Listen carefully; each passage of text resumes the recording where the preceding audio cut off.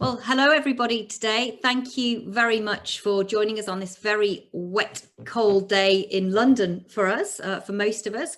We've got a fantastic panel here today to talk about social media. Will it build or will it break your reputation? And we're going to hear lots of different viewpoints on this. And of course, by the end, we'll let you make up your mind about whether you think actually social media is where you need to be for building your brand. So what I'm going to do is I'm going to ask the panel, first of all, to introduce themselves. But before I do, to let everybody know, we do have a Q&A box, and we would like people to put as many questions in there as possible. We have had some questions in advance, which we're going to put to the panel, but I will be taking those questions as we go along. So if there's a specific question that you want to ask for somebody on the panel, please put their name in that. Otherwise, I'll direct that question to whoever I think is best on the panel. We also have polls, and we're going to kick off with a poll after we've done introductions. So please do feed into those polls. Please do vote because they do give us an interesting outlook for the panel again to talk about. So, and today we're here for 75 minutes. It's 2 o'clock. We'll be running until 3:15. So I'm going to ask the panel to introduce themselves. So first of all, Eduardo. Hi, good afternoon, everyone. Welcome to my house in Peckham. I'm the features and commissioning editor of the Law and Society Gazette, which is a job I've done for just over 10 years now. Prior to that, I edited a business magazine for in-house lawyers, and I started my career working in politics. Melissa, I think you asked us to say kind of how we got into social media or onto social media. I think my first experience was Facebook, when someone who was a bit techie, who was a friend, invited me onto it, and that was quite a slow start, actually. You know, it kept saying, "What are you doing now?" And I'd type in, "Eduardo Reyes is drinking coffee and writing." And I started to get complaints from family members and friends that this was actually quite boring. I use it in a much more varied way now. Facebook, I guess, is my personal space for family and friends. That's where I'm, you know, keeping up with family around the world, for example, and friends I don't see that often, putting with personal stuff and a bit more humour. Twitter certainly started as work and just a bit of politics. I guess what I'm trying to achieve there for the most part is kind of an amplification of the work I do for a start, so that, you know, we're expected to promote our own stuff as journalists, and it's an important part of the job now. But I put a bit more than work up there. I do put up some personal stuff. You know, I do a few sketches and things, so I'll put those up just to show I'm not just angry about things. And I think a bit of personality up there does help with trust, and it gives you an identity. It helps you with fresh approaches to people. It's almost a hygiene issue now, having some kind of identifiable and personable online presence. It helps make connections. We spot news up there. I'm on social media to do news gathering and get ideas, and, you know, hopefully a bit of fun as well. There's some nasty stuff up there too, but these are the reasons that I'm up there and interested. Fantastic. Thank you, Ed. And Leigh, if we go to you now, first of all, very important question: have your trainers finished in the washing machine? If not, no. It should be done. Not to worry, if you need to go and turn that washing machine off, you know, you do that. But Leigh, very nice to have you here today. So could you tell us a little bit about yourself and social media, how you got onto social media? Yeah, so I am a current footballer in the Women's Championship for Crystal Palace, but alongside that, I also work for a company called B5 Consultancy, which is a company which offers support and protection within the media industry, in particular sports companies. And the reason, well, I got into social media, I think, just through my friends in the footballing world. It was a way for me to stay connected with my family, because I moved down to London from Scotland at 16 on my own. So it was the laziest way, really, to let them know what I'm up to without having to call mum and dad all the time. Just keep posting pictures and look like I'm happy, really. So that was my reason. It was out of laziness, and it's a really easy and simple form to keep in touch with your loved ones and with those loose friends that you don't pick up the phone to. But through I've always, from a young age, football has been my background. I've worked in education as a teacher before, and I've ran a football academy myself. But reason that I guess I'm on today, and I do a lot on social media, I've got a large following after something happened a couple of years ago, which we'll go into later, and that's now I've had a terrible experience on social media, but I've also had a fantastic experience on social media. So I'm really looking forward to discussing the good and the bad and what everyone thinks, really, whether it is good or whether it is bad for me. Yeah, well, thank you, Leigh. Thank you for coming on today. And Damian, I was just saying that I think the last time I saw you, Damian, was about 2 years ago. Was actually a debate on Facebook and whether it was good or evil. I won't reveal what it was that I voted, but perhaps you can tell us which side you were on. But tell us about what you've been up to. Yeah, I'm Damian Collins, a Member of Parliament for Folkestone and Hythe in Kent. I was formerly chair of the Digital Culture, Media and Sports Select Committee, and while I was chair, we did some big inquiries into social media and technology, one on disinformation and fake news, and also an inquiry looking at addictive and immersive content as well in media, but principally online. And I'm also a member of something called the Real Facebook Oversight Board, which seeks to sort of scrutinise what goes on at Facebook and scrutinise the decisions of Facebook's Oversight Board. And I've written and spoken a lot about technology and social media in the last few years. That debate you mentioned was organised by Intelligence Squared a couple of years ago. It feels like a lot longer ago than a couple of years ago. I mean, the motion was carried that people thought Facebook on the whole was not a force for good. But I think, if anything, the concerns we have grown since that time over the last couple of years. And in particular, we've seen in the last year or so with the rise of anti-vaccine disinformation around coronavirus. We saw the rise of conspiracy networks like QAnon. We've seen increasing numbers of advertisers raise concerns about where their ads are placed on social media and the content is placed against that they wouldn't choose if they placed the ads themselves. So I think because social media is playing such a central role in our lives today, both in our personal lives and in our professional lives, I think people are now more questioning about some of the bad stuff that happens and why the companies don't do more to stop it. Thank you, Damian. That's great. And last but not least, is Chris. Hello. So I lead a law firm that specialises in sorting out serious problems that impact reputation. In the context of social media, that often means that we're dealing with either businesses or individuals who are suffering harm as a result of things happening online. So that can range from very large corporations being impersonated as part of Bitcoin scams and Ponzi scheme fraud, through to some of the really hurtful personal things that happen to people. I was trying to remember why I would have joined social media in the first place. It's almost certainly will have been to find out who was tweeting out things about super injunctions way back when that was a big deal. And obviously, I think that's a neat way of looking at how sort of the law and the interest of lawyers in social media has changed over time, and particularly in terms of what they're looking to achieve. Thank you, Chris. And if I think back to myself, and I think back to 2007 when I joined Facebook, I think my reason for joining Facebook was I just come out of a long-term relationship, and I thought that if I put up all these photos of me on the beach, looking very happy and fantastic at the time, that my ex-boyfriend would be so insanely jealous he would come and take me back, but he didn't. But anyway, that's the end of that story. But so Facebook and social media and everything else. So here we are. So we're actually going to start with a poll. That poll, Emma, we've got Emma off screen. If you wouldn't mind launching that poll, please. That poll is, have you ever been trolled on social media? So we'll just give a couple of minutes for the audience to answer this. Okay, just a few more seconds.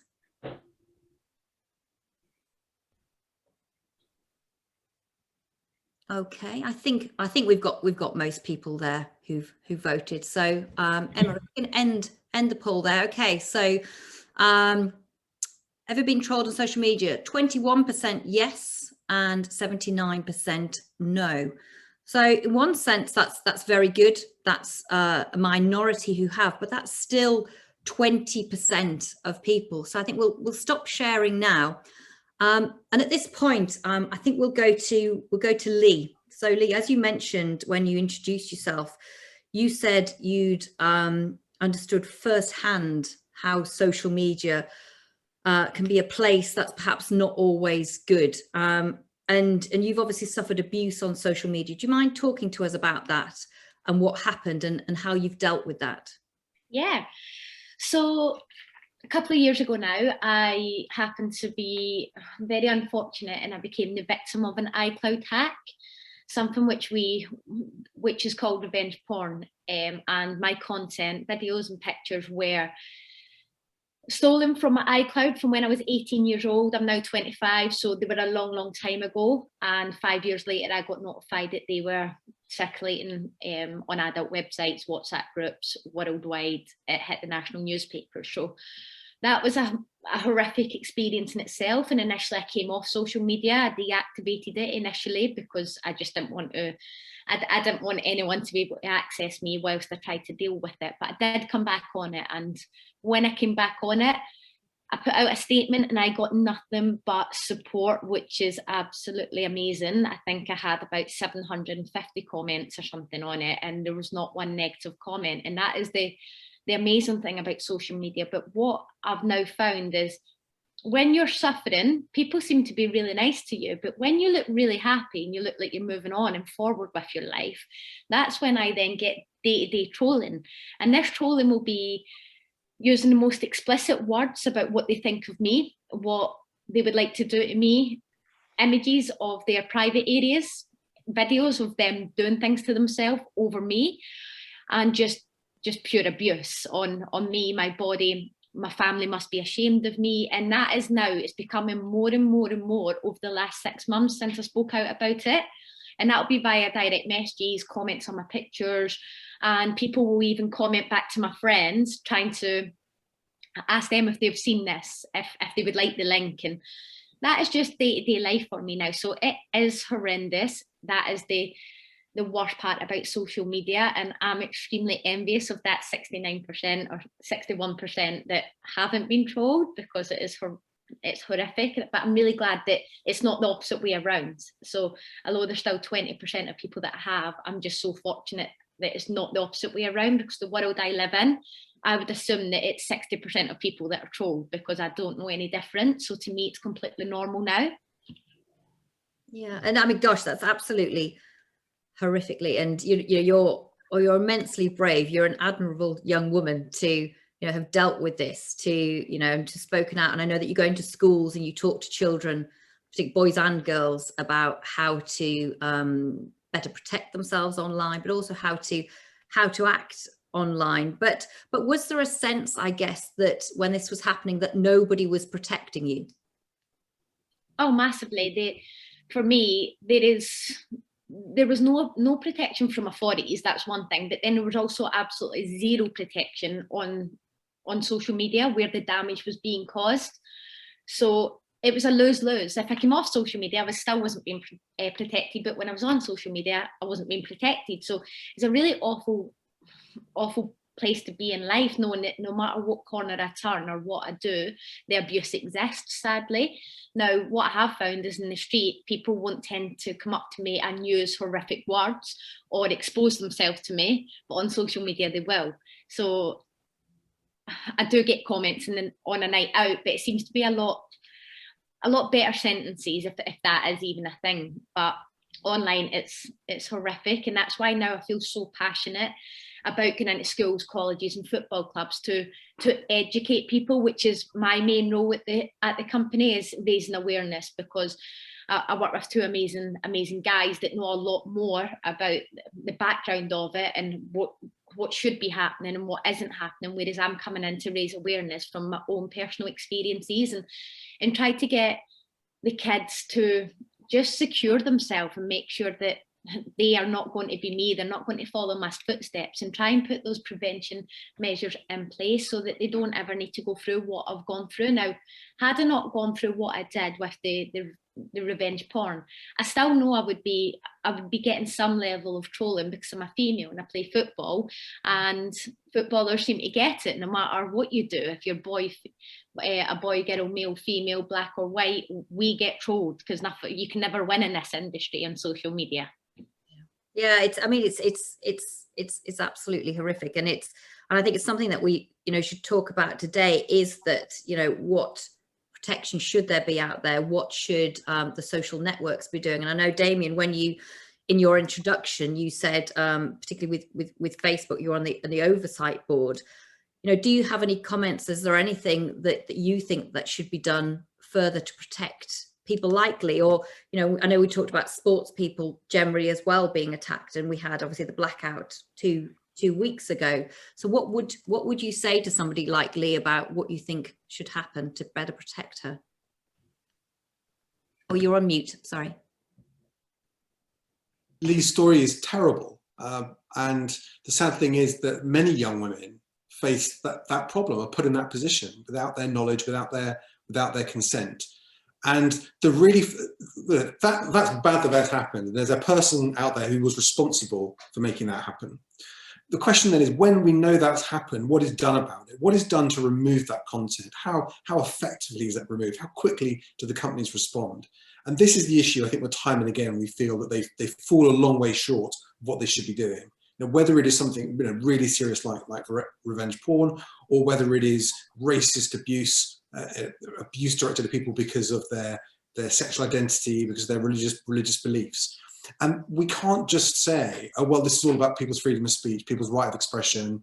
There's nothing that Facebook and Twitter can do about it. This, it's what people say. Now, obviously, for things like revenge porn, then the big tech companies should be removing that. They shouldn't allow it on there. It's a breach of their own systems, and they should make sure it's quickly off.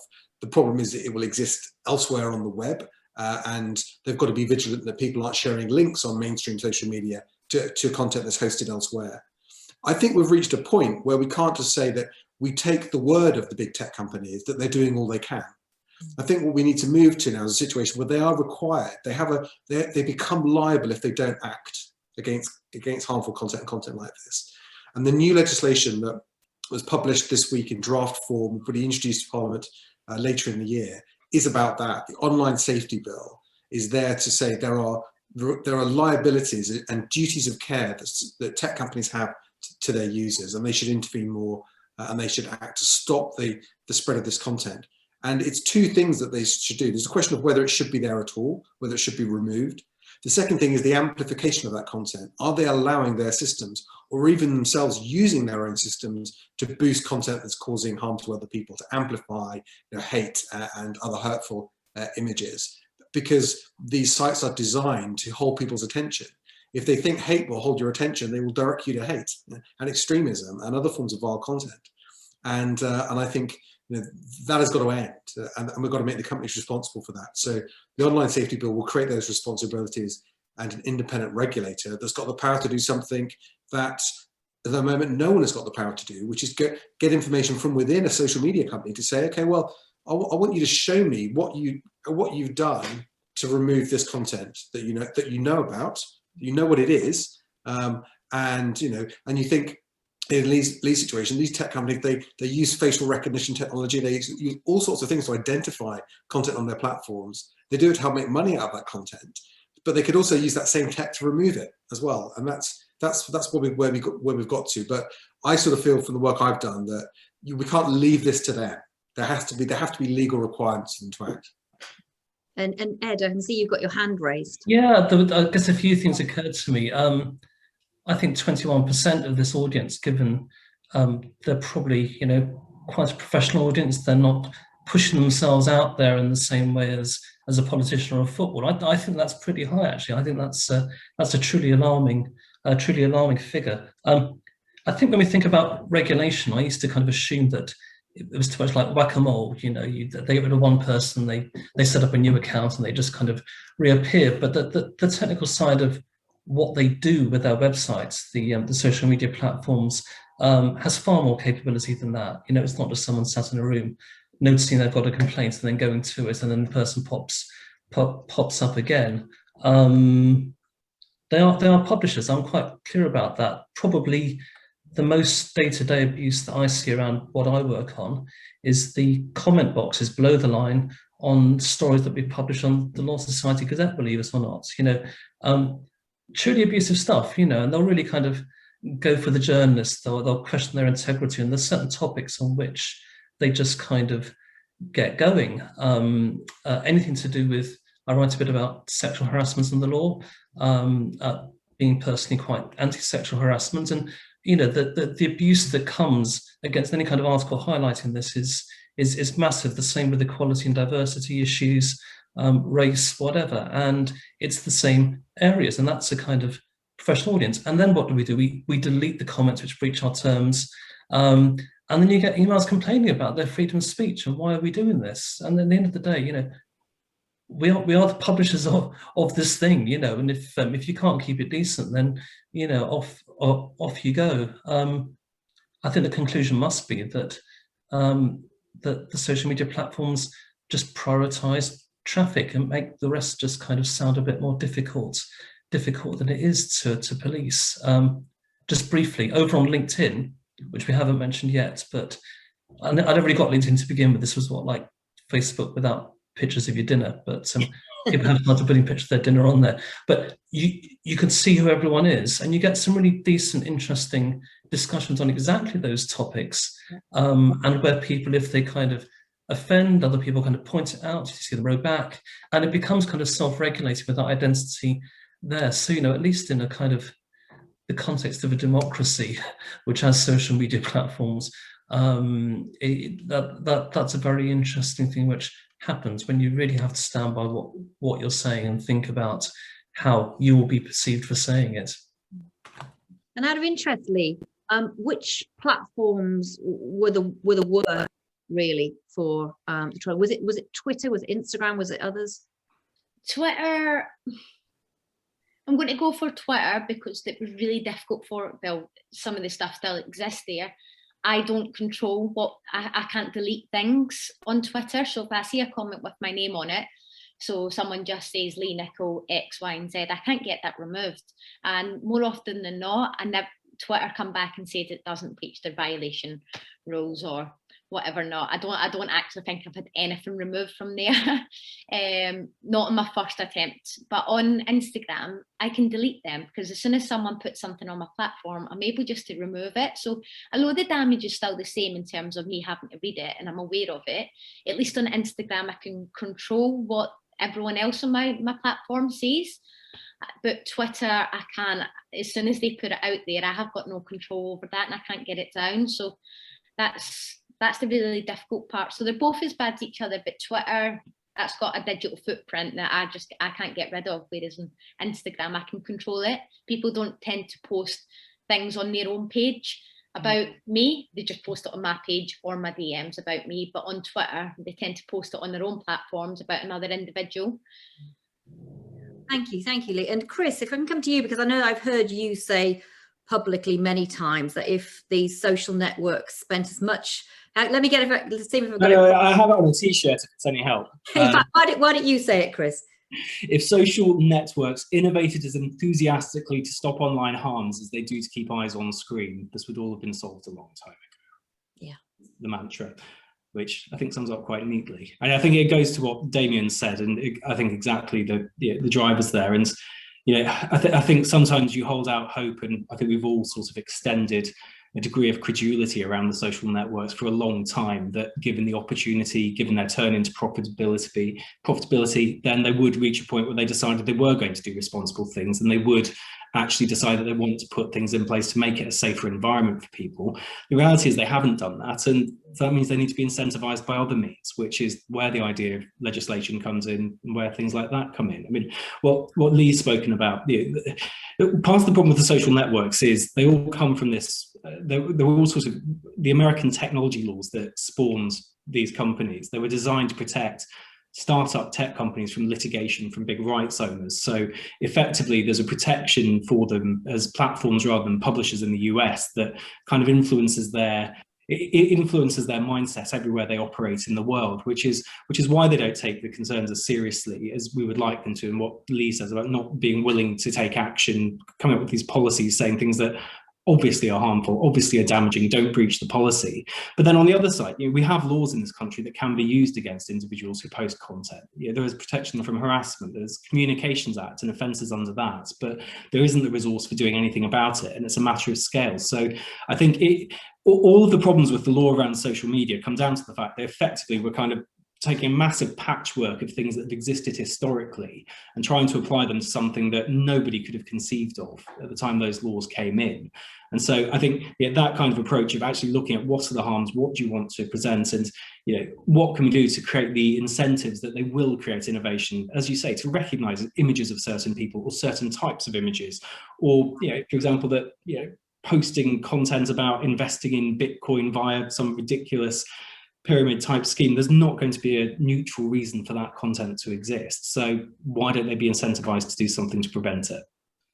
Thank you, Chris. And Damian, probably as the person on the panel who perhaps has the biggest sway, should we say, in making any of these changes happen that are required. We hear Chris saying, that there are laws and there are laws to protect, but the laws perhaps haven't kept up with the digital landscape. We hear Leigh saying she didn't feel like she was protected. We've heard Eduardo talking about the fact of 20% of the audience today, which is huge, which is in a sector where these aren't people who are usually in the public eye. So it's what can we do? And if we fast forward to 5 years' time, for example, what would we be hoping for that the changes would be, and that perhaps the generation behind Leigh who's coming up and using social media, that they would be better protected? Oh, sorry, you're on mute. I think I'd got used to it by now. So in Leigh's case, I think what we should be moving to is a policy that says where someone has seen sexualized images of themselves that they've not given their consent to be posted online, that there's an active policy that companies remove it. Whatever sort of web platform that is. Now there may always be some where we just don't know who's operating them, we don't know where they are, we don't know how to get to them, we don't know what legal jurisdiction they're in. But for the vast majority, we will know, and I think to have in that case to say, revenge porn should be something that is not legally allowed, and companies should be required to remove it, or they become liable for it. The sense of liability that companies should have, or should exist in law, I think should be higher for content that we know about, where we can go and say this content, be it content as Leigh's described, or let's say an advert for a fraudulent investment scheme that is being exposed as being fraudulent and dishonest. That is removed. But I think this whole area as well, particularly around abusive behaviour, behaviour that's designed to sort of dehumanize other people, is something that should be removed. I don't believe that it's someone's free speech right to set up a fake Twitter account and use it to racially abuse a footballer. And I don't think that is the kind of, that when we talk about people's free speech rights, I don't think that's it, but they're deliberately using anonymity to do and say things they would never otherwise say. And in that situation, for Twitter to say, well, there's not very much we can do about it, doesn't actually, might be unpleasant, might be bullying, might be intimidating, but it may be not necessarily a breach of our policies. Yes, of course, if you want to take action against the person who's posted it, that's down to you to do that. But of course, you don't know who they are, and Twitter may be under no obligation to release that information. And this takes place all across social media. But you can look at it in other ways too. I think that we should be concerned, say, on Instagram and particularly TikTok, because TikTok for you directs you to content based on not necessarily accounts that you follow, but just stuff you search for, stuff you've interacted with. So if you are say a teenage girl that has got mental health concerns, you could be directed towards content that may make your own situation worse, may make your depression worse, your questions about your self-image worse. Are we directing people with anorexia to content about extreme dieting? I think the reality of social media is people may not be being trolled, but they're being directed towards content they'd rather not see all the time. And that's because of the business model of these platforms. YouTube, Instagram, TikTok, they've all got built into their design features to take you to content, to keep you on the site as long as possible. And I think when we talk about online harms, it shouldn't just be about saying there's material that's been posted, it should be removed. It should be to say, are companies actively directing people towards harmful content as well? And we should hold them to account for that too. Yeah. Thank you. So I think, we've we've had a good discussion there around sort of the, I suppose, the negative side of social media, where perhaps social media is going wrong. Where can the law help protect users better? We've talked about how to persuade the social networks to do that. So we're now going to move, and I'm going to have another poll. And that poll, see how the audience feels about this now after our discussion, but is whether we think it's essential to be on social media for brand building. So Emma, if we could launch that poll. So that question is, do you think it's essential to be on social media for brand building? Bearing in mind our audience today, we've got just over 100 people, a mix of lawyers and law firms internationally, and often marketing people within law firms as well, and across the sports sector. So wow, okay, we'll close that poll in a couple of seconds. There we go. So 93% of the audience thinks it's essential to be on social media for brand building, and only 7% think it's not. So perhaps at this point, it's a good point to come to you, Ed, to ask, as somebody on the panel who obviously sees lawyers and those in the legal sector every single day using social media, what would be your tips for people to build a brand on social media? I mean, I think it's worth just starting with a quick observation that refers back to, you know, the negative stuff. When you get abuse, you seek advice, you know, from HR department or whatever. They say, well, can't you just kind of, you know, be off it for a couple of weeks? And the answer, of course, is, well, no, this is my space. Are we disadvantaging myself, my profile, the content I'm trying to make, the articles which I'm trying to get some publicity for? If I do that, so I think, you know, it's not an adequate answer. And the conclusion of that is also that, yes, you need to be up there. It's part of what we do. It's part of how we communicate. It indicates the communities we're part of, and so on.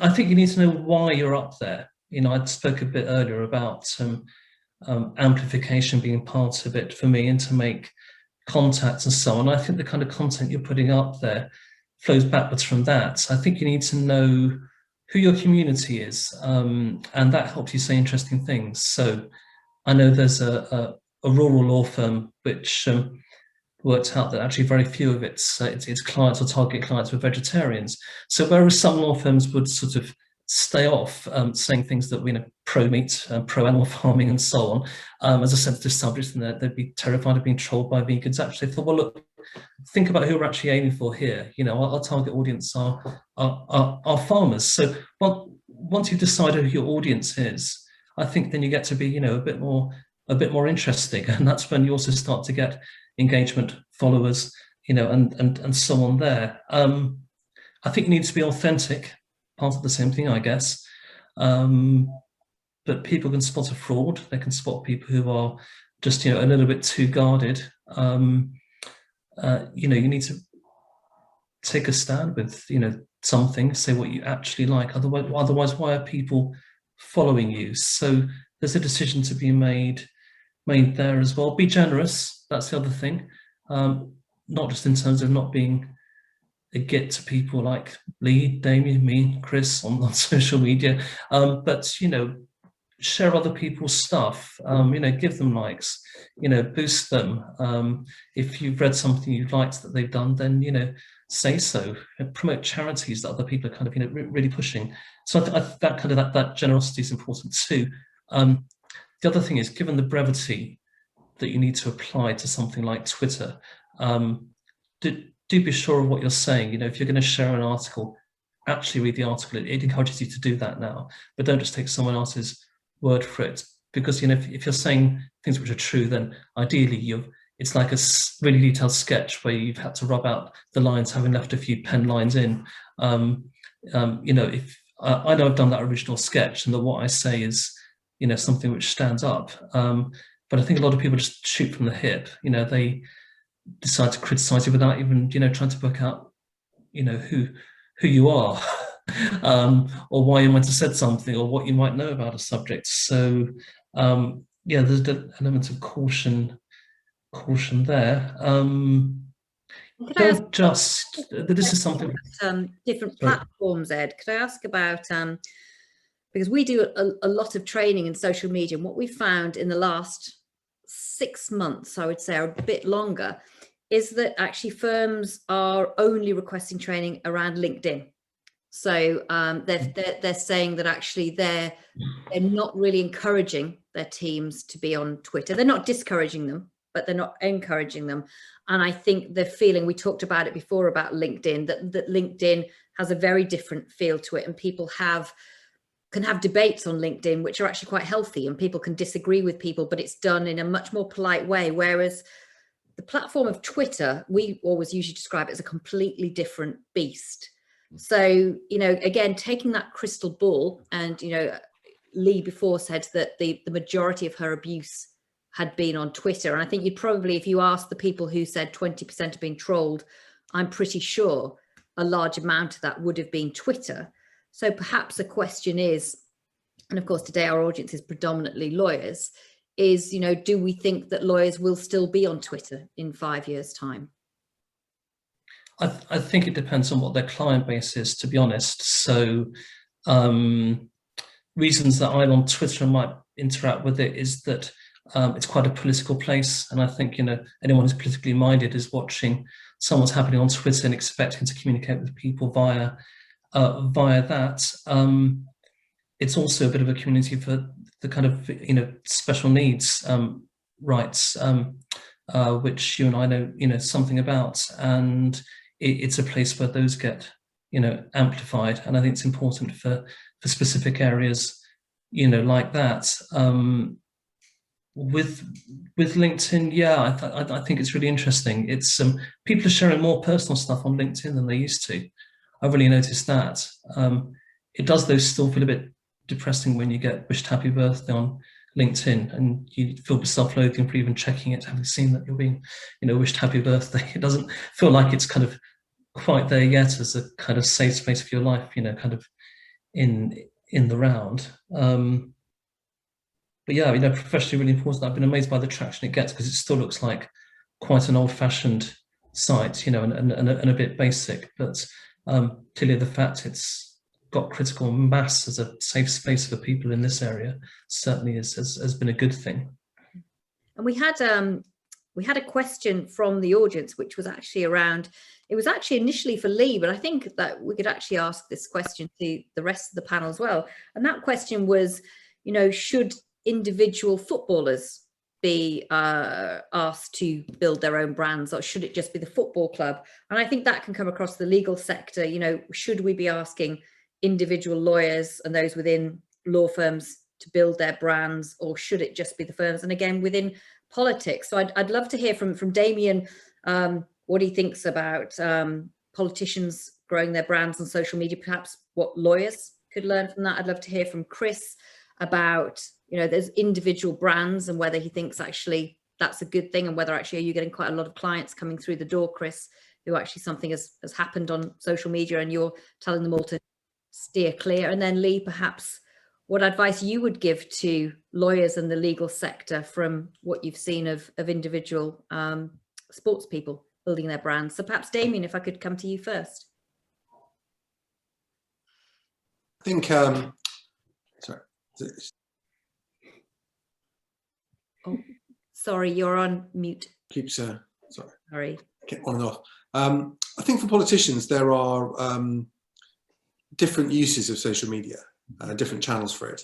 So I would see Facebook principally as a like constituency engagement tool. It has a probably older profile of user.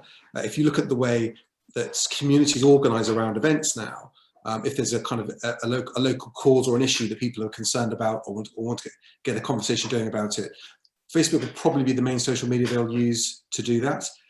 It's a good way of engaging for a politician. It's a good way of engaging with the community, your constituency, to let them know what you're doing and pick up on things that they're talking about. And we've also, I mean, I've done this a couple of times, several times now actually, where we've had, certainly during the last year, where we've wanted to have community meetings on issues that they've been live streamed on YouTube. You know, so you know, with a live audience, and then the recording is kept there as well. So there are things like that you can do which are quite effective. I would say Twitter is used, I think, so I have some constituents that will follow me on Twitter.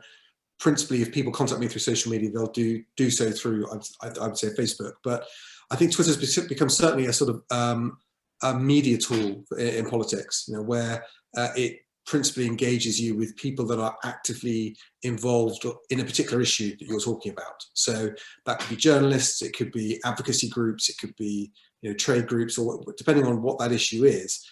You probably will find there's a network of people that will be actively engaged with you on that subject. So if you wanted to build, you know, a campaign on an issue as a politician and engage with other people that are talking about that issue, Twitter is principally the way that you would do it. And it's interesting looking at football.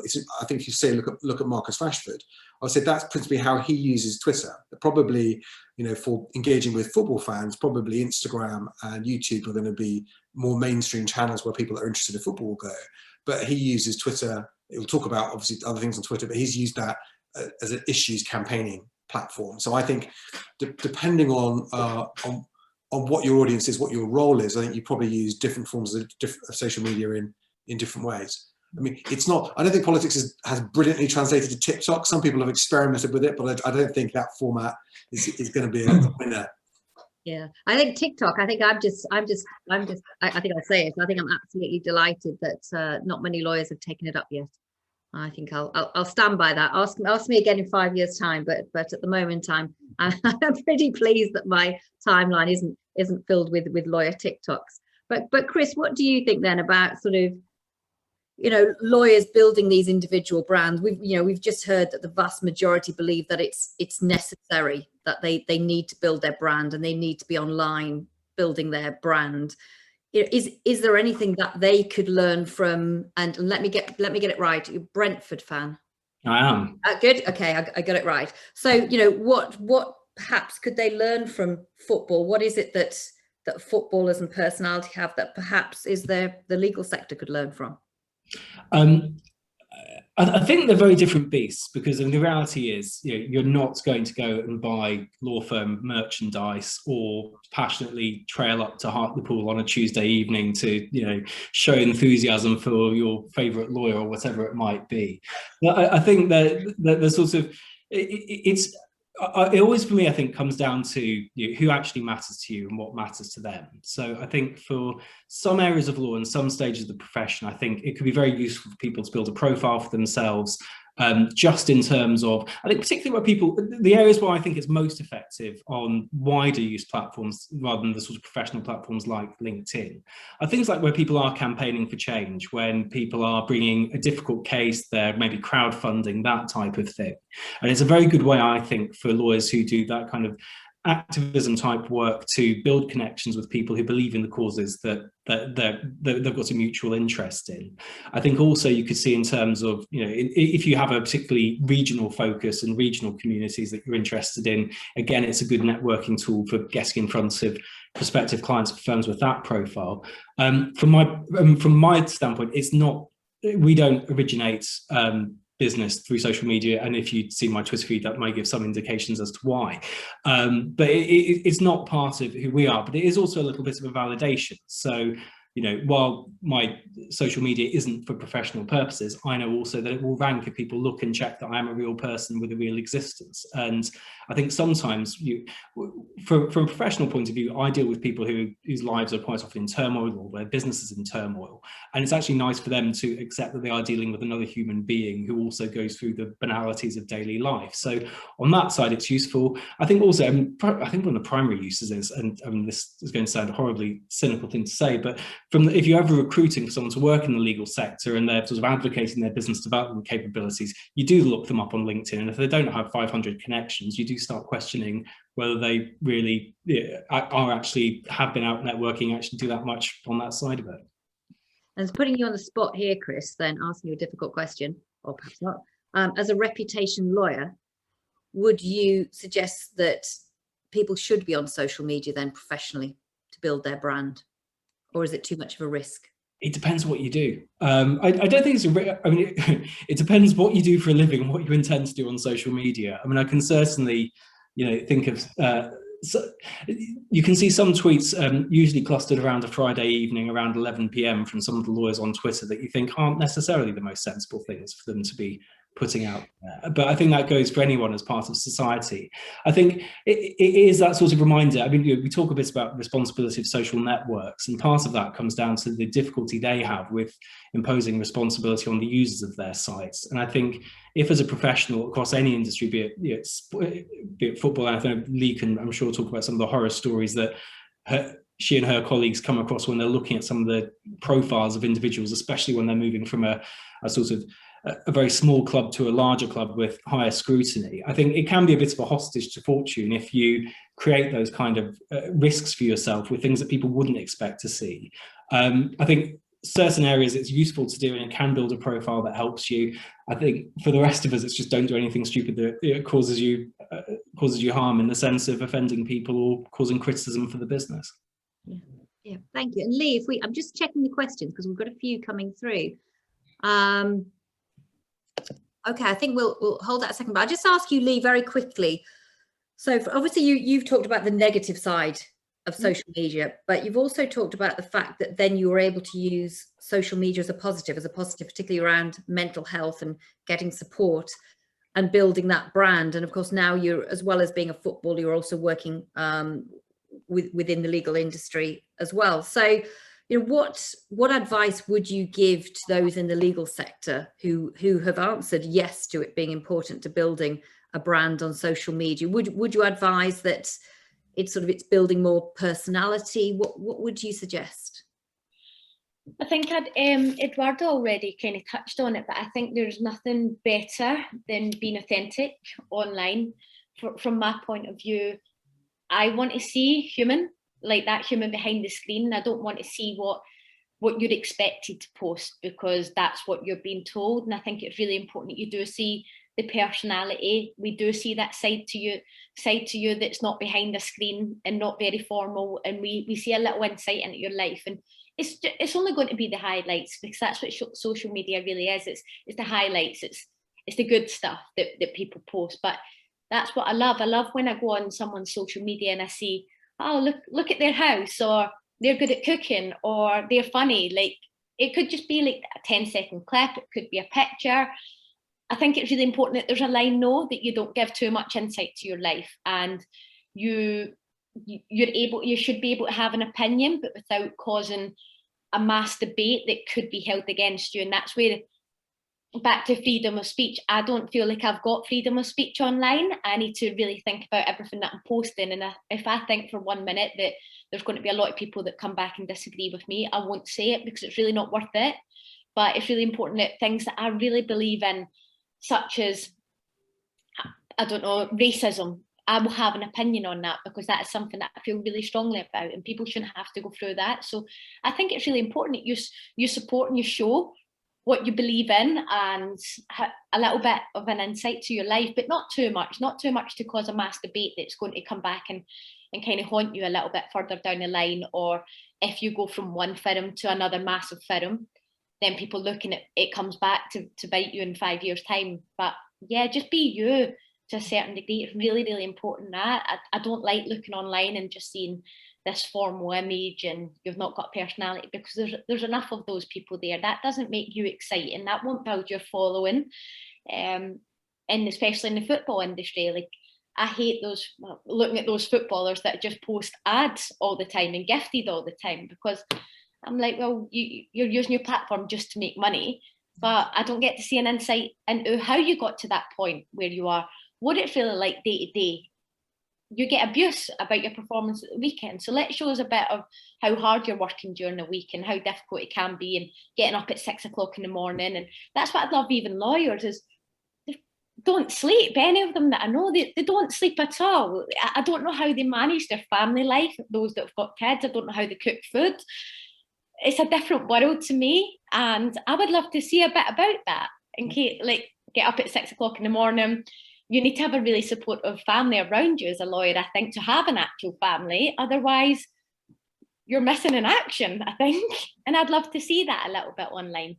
Yeah, thank you. It's a shame we don't have a poll which says, do you get any sleep? Because I think probably, I think we know the answers to that. But Ed, you've got a question. You've got your hand raised. Yeah, well, just briefly. Part of the question was, whether you should just leave it up to your law firm or your football club or whatever. What I would say is that if you're doing that and you move club or you move firm, that club or that law firm are kind of keeping, the glow that comes with, whatever you were. And in an age where we're encouraged to think of ourselves as, I don't like the phrase, but micro brands, there's a value in those connections, and that following being yours. It's also part of the value that you bring to a new place. And there's a point to that too. So thinking back, we were talking a few days ago about a tweet I did after dinner. We'd been sat around the table as a family, and the song "Sit Down" by James came on, and I said to my daughter, people used to actually sit on the floor for this, and didn't believe me. So I took to Twitter. I said, "Isn't it the case? It was the legitimate dance move to sit on the floor," and loads of people piled in, all these QCs talking about their memories of sitting down, and they called it the Sticky Carpet Club, and it went on, and then the actual band James kind of came in on it. It was phenomenal compared to my usual tweets saying I have an exclusive on a human rights story here, which gets like 5 likes or whatever. But then off the people in that thread, when we had the Clapham Common vigil and the controversial policing of that, 2 of the QCs who I've never actually met before were the people that, because they're experts, I noticed them, I went to for comments, and I think that we trusted each other on the approach and on the commissioning. So there was a kind of direct output there from being, just a bit more personal. And I'm afraid, Chris, I think it probably was 11 at night that some of those lawyers were doing that. But, it was innocent, good fun. It was personal to me and my brand and to those lawyers, but it was also, it kind of had a purpose that came out the other side as well. And it was a bit of fun. And, we need a bit of fun this year as well, with everything that's happened. We do. And Chris, you've got your hand raised, and I can see Leigh looking so shocked at all of us older people, thinking you weird people, you went out to discos as they were then, and you sat on the floor when a song came on. How completely bizarre. But we did, Leigh, we really did. But Chris, you've got It was just very quickly, because I think from what people have been saying, there's a couple of questions that come up along the same line about one, I think Sophie Warren, about historic content, and then another from an anonymous person about cleansing your online profile. And there's one of the things that I think, and I know again Leigh can touch on this to a degree as well, but when we're working for large PLCs, it is very common now that when they're appointing senior executives and senior management, they will check that there isn't the risk of there being lurking previous content, of there being enormous exposure, either in the sense that someone has done something incredibly stupid in the past that could cause embarrassments in the future, or that the person's unduly exposed and at risk in their role. And I mean, I know Leigh, I'm sure we can talk about this, about how that, football, I think some of your colleagues are actually speaking to football clubs at the moment about exactly this point, aren't they? Yeah. Oh, sorry. No, that's a great point, Chris. I'm glad you said that. So what we actually do at the minute, and this isn't just a football world, this will certainly be going on in corporate businesses and all over, but this is what we do. So we carry out what we call a player intelligence report, and that's across staff and players that Premier League clubs will be looking to sign. And what my job is to find out as much information as physically possible about an individual, good and bad. And it's not there to hinder them or stop the club signing them. It's there to make the club aware that this individual will need to remove X, Y, and Z. And the level of detail that we will find out and we'll just fall into. So I'd go on to Chris's profile, I would then find out about his parents, his partner, his kids, his friendship groups, and then it would take me all the way back to 2011, and I'd find a Facebook picture that, from a human point of view, it's funny, but from a professional point of view, the media would have a field day over it, and it could really damage a business's reputation by the headlines that could be made by it. So although that's what we do for the football sector, it's certainly what happens in the corporate world as well. Maybe not as much detail just yet, but it will certainly, the bigger social media gets, the more of a job role this is going to become in those big firms. So that's how we look at it, to cleanse profiles. So I think if you're sitting there thinking, oh, I did post something 5 years ago when I was on holiday in Turkey with my family, and it could have been deemed as not acceptable from a firm, that's the stuff that you probably need to make sure that you do delete, because all it takes is you to land a big case, get a lot of attention, media attention, and they will do everything they can to find the most minimal thing to use against you to make you look bad, make you look like a negative individual. And I think we've just seen it this week with Pep Guardiola. He's smoking a cigar. He's the only guy that could get away with that in football that gets high fives for it. Everyone thinks he's great, and he is absolutely great. But I think if that was someone else, I think it could have been a different headline. And that's what we're dealing with now. You can't win, and you don't know what the reaction's going to be. Yeah, exactly. And we've got a few questions coming in. I can see we've got 20 minutes to go, and I can see we've got a few questions. We've got one here from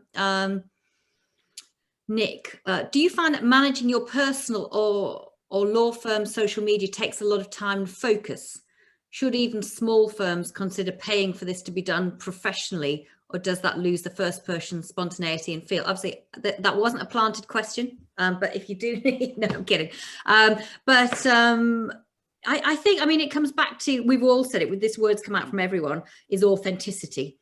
And I think, of course, and again, this isn't a sales pitch, of course, you could have consultancies who support you on your strategy and the content and what you might want to post.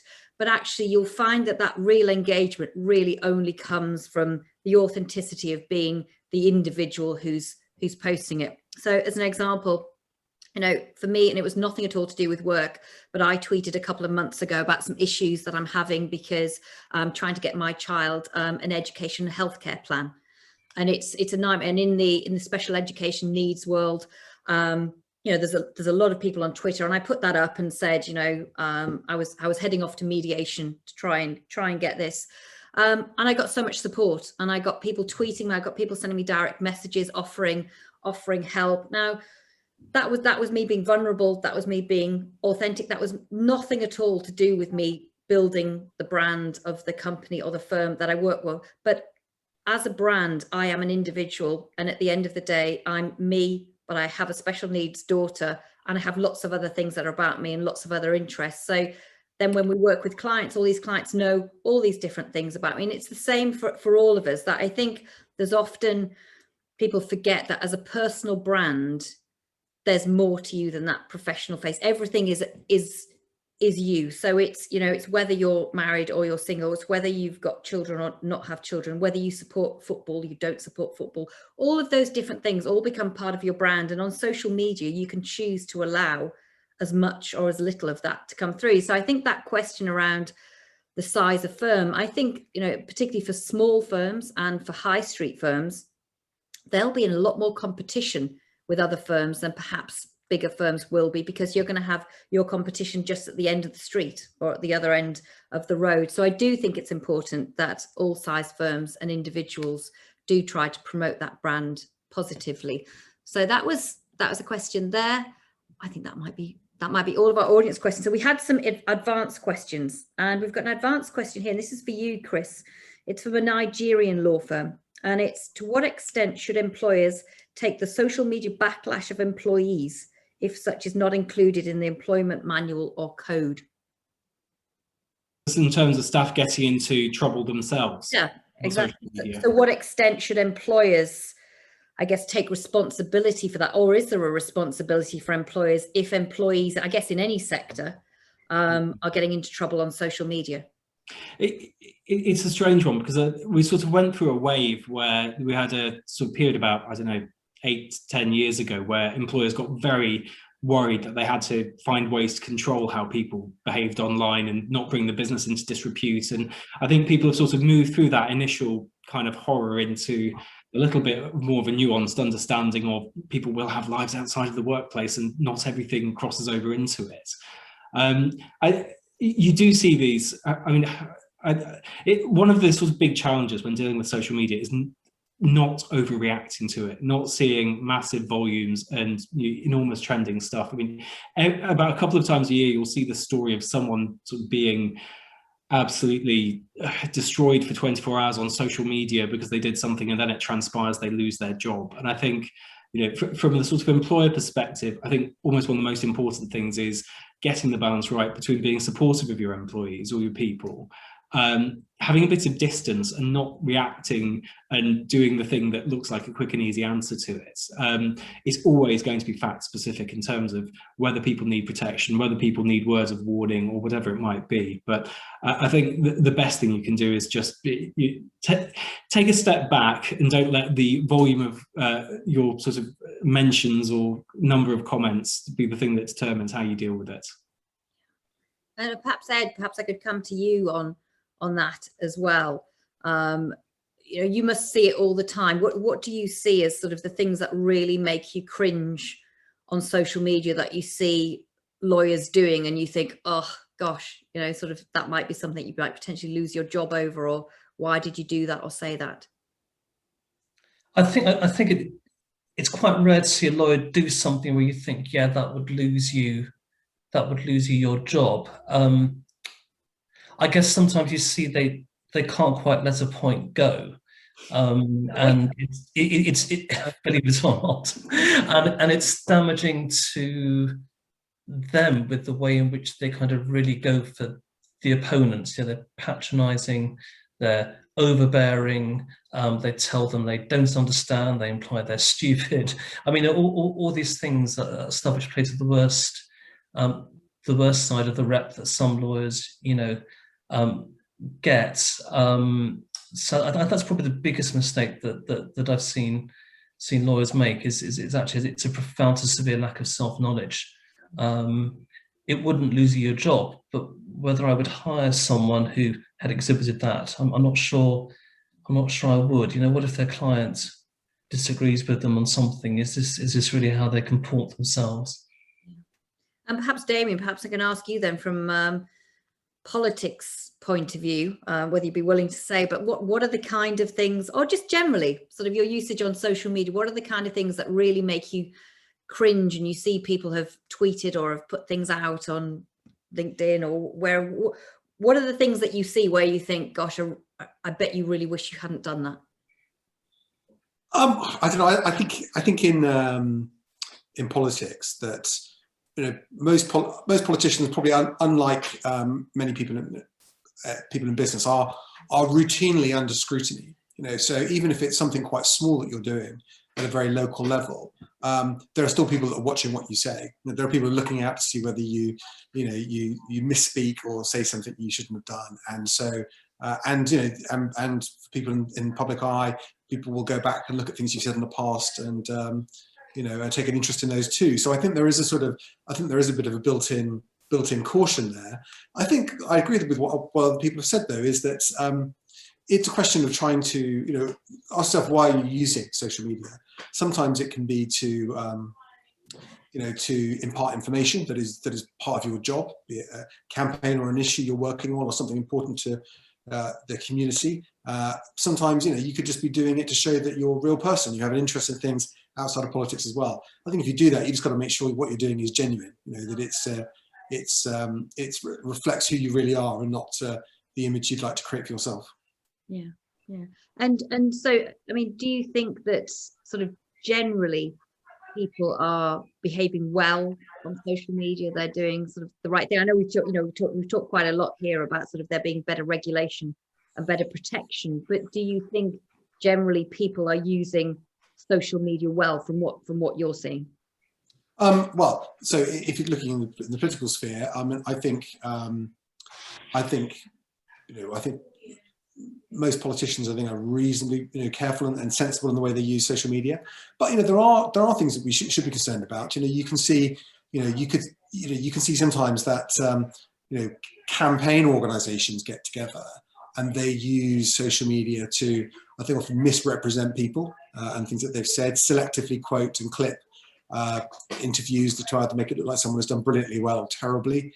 And more people may see those clips than saw the actual real interview being broadcast. You know, there are kind of flash mob campaigns set up to try and make certain issues go viral so they reach a bigger audience. The most extreme version of that we saw was Donald Trump's campaign, the Stop the Steal campaign that they launched to try and assert that the American presidential election had been stolen by a mass fraud of voters. And whilst many people may not have believed him, I think there was polling around the 6th of January when the Biden result was validated and there was the riot in Washington, DC. About 70 to 80% of people who voted Republican by that time believed that the election had been stolen by a mass fraud. And that was a direct consequence of a very large, very sophisticated social media campaign to persuade them that was the case. And in some cases, it persuaded some of those people to take to the streets and take part in a riot where 5 people were killed. So, we should be very concerned about the way social media is being abused. And again, going back to the companies themselves, yes, they're not creating these campaigns, but the systems they've designed are being used to try and make these campaigns go viral. And the question is why they don't intervene earlier when they can see this problem is coming. Yeah, and so on that, actually, we've got a final poll. Let's see, Emma, if you could launch that final poll, which is, do we think the social networks are doing enough to protect their users? Let's have a few seconds on that one. I don't think we've got any yes votes coming in yet, which is not surprising. I think we'll give that a few more seconds. Okay, I think we'll stop the poll now. I think we've got that. So okay, so 97% say that no, they're not doing enough. What do you think about that, Damian? Are you surprised? No, I'm not surprised at all, because I think people's own experience of social media is they've seen with their own eyes content that they think should be there, content they find upsetting or hurtful. Some people may have had an extreme position where they've been the victim of abuse and bullying online, or a victim as Leigh has described. And they'll be aware of stories of people engaged in other forms, seeing other forms of harmful content that might lead them to question themselves and their image, may lead them to harm themselves. We're more and more aware of these stories about fraudulent advertising, conspiracy theories, anti-vaccine campaigns. And the question is, therefore, what are the companies doing about it? And I think people use their own judgment to say, well, I still seem to be seeing a lot of this stuff. I still seem to be reading a lot about this sort of stuff. They can't be doing enough to act on it, because otherwise I would see less of it. And so I think people are, it's their own experience that people are basing their judgment on. Yeah, thank you. And Ed, we've got sort of a final question, I think, to pose to you, an audience question. It says, I'm interested to know more about how we can make most of our colleagues as brand ambassadors on social media, but how do we strike a balance between encouraging them to post, but ensuring they do so safely without putting our brand reputation at risk? I feel as if fear of saying the wrong thing is holding people back on social media. Yeah, I mean, I remember one colleague who'd been at the law school had been encouraged to do something on Twitter, and he was about to send a tweet and realised he'd had a glass of wine and maybe he shouldn't. And this is the most mild-mannered person that you'll ever meet. I mean, I think you don't need to ask yourself, am I employing people who have common sense? I mean, that's a starting point, surely. Do they understand what's okay and what's not? Do they know what this firm is about? So I think if, as an organisation, if you've got a sense of values and a personality that you're confident of, and you've recruited in that image rather than just to kind of fill a space and get some fee earners in, then you should have people who are confident to do that. Interestingly, as we look at the age profile of people who are successful on social media within the law, very often actually they're people in their 50s and 60s. Actually, it's QCs who've seen a bit of life and they kind of understand about these things, and they're able to kind of act with confidence and safely project their personality. So I think if you're confident about your culture, if you're confident about your people, if you know what you're about, if you know why you want to be on social media, who you want to reach, then the risks diminish correspondingly. And I would encourage it. When it's interesting, when I was freelance for a bit, one project I did was there were 4 managing partners, there's a management consultant, and they're all put in separate corners of the room, and they had to list the thing which would make the biggest difference to their business, to their bottom line, if they could change it. And they all chose some version of differentiation. And this too often leads into a place where you go to a law firm's website and they say, we're a little bit different. I think, yes, you all say that. So we go back to this authenticity point. They can't actually show they're different by exhibiting their people who are their most, hopefully their most interesting thing. Then they're just going to just blend with the background, and it's a competitive market out there. So, I'd say go for it. But it's helpful also if they have Nick. I think made the point earlier. Is like, do law firms pay for your time on social media? And I think you're going to do it better if you're actually a bit familiar with what's going on, with what competitors are saying, with what your clients are saying. So, I think it's part of the working week now. And isn't it true that in the legal sector, particularly, people buy people, so it's all about that the brand. So actually, on social media, we've seen a massive shift in the last 12 months around vulnerability and around people being honest and open. People talking about mental health. I mean, as ourselves, we've done mental health series, which have been around perfection. It's been about vulnerability. It's been and those webinars. This one's been incredibly popular today, but those webinars have been vastly popular, and those webinars on social media particularly have got everybody talking about them. It feels like people want a space to be able to actually bring their whole selves to work, and I think social media perhaps facilitates that and allows it. But I'm seeing that we've got 5 minutes left, so I think I'll use that 5 minutes to ask all of our panel actually for your best tips. So we've got an audience here full of mostly lawyers, business development professionals, marketing professionals, and then some within the sports sector. I think they might be supporting Leigh today. I don't think it's anyone from Brentford here for you, Chris, I'm afraid. But if I could ask just for your top tips on what you would tell people to do to build their brand and perhaps to protect themselves online. Perhaps Damian, if I could start with you. Yeah, I mean, I think it's important to share. I mean, it's great way of sharing what you do. So it's you can use it to share what you do if you're given a speech, written an important article, done something that you think says a lot about what you're trying to achieve and what you're trying to do. Then it's a great way of sharing. It's a great way of reaching out to people as well that have done something you think is interesting. I sort of find that if you see as a journalist has written something interesting, or someone who's done something that's really interesting, I want to know more about that. Then social media makes it easy to find with and connect those people. So I think it works really well for that. Great, thank you, thanks, Damian. And Leigh. For me, how I look at it now is my social media is my digital CB.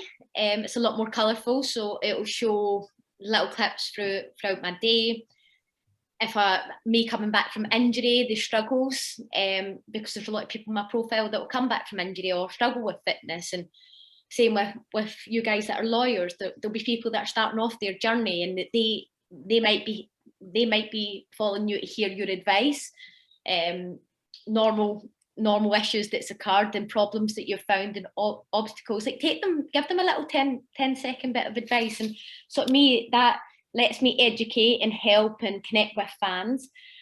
But it's an opportunity to promote your image and your beliefs and have your own voice that can't be twisted, can't be manipulated, can't be taken the wrong way. So I would say use it, because it's the one time that you'll get to have your own voice on things and celebrate the good times and show people the good times, but also show people reality and the struggles that you've went through to get to the point, to get to that, to get the right verdict and whatnot, and get the success that you've got. So just utilize it to promote yourself, but so that you're not big-headed. Yeah, good mix of authenticity and vulnerability, I think, is massively.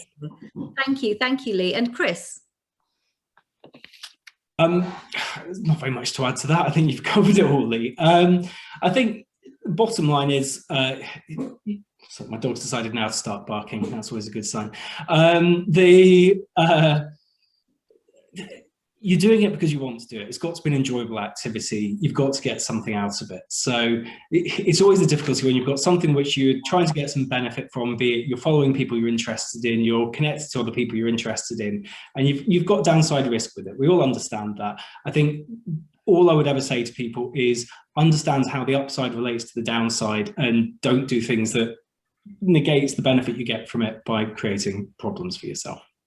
Thank you. And Ed? Yeah, I mean, I think probably a plea to be think short, you know, be to the point, be pithy, and be accurate. And I think that's not just helpful with self-projection, but also when you're dealing with abuse. I was thinking of this happened a few weeks ago. Critical race theory has been talked about.